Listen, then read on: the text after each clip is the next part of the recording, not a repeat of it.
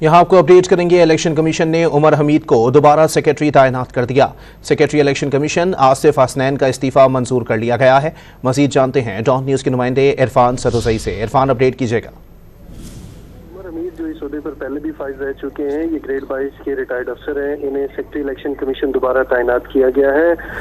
5 जनवरी को इन्होंने इस्तीफा दिया था और उसमें उन्होंने यही वजूहत बयान की थी कि इनकी सेहत ठीक नहीं है, इस वजह से ये काम को पेशेवराना अंदाज में जारी नहीं रख सकते, लिहाजा इनका इस्तीफा मंजूर किया जाए। जो 18 जनवरी को इनका इस्तीफा मंजूर कर लिया गया था और उसके बाद आसिफ हसनैन आए थे। ये भी ग्रेड 22 के रिटायर्ड अफसर थे और इन्होंने जो गुज़िश्ता इलेक्शन हुए हैं मुल्क में आम इंतखाबात, उसमें इन्होंने अपना काम किया और उसके बाद अब इनका इस्तीफा सामने आया और इनके इस्तीफे में भी ये वजूहत सामने आई हैं कि इनकी सेहत ठीक नहीं है, लिहाजा वो अपना काम जारी नहीं रख सके।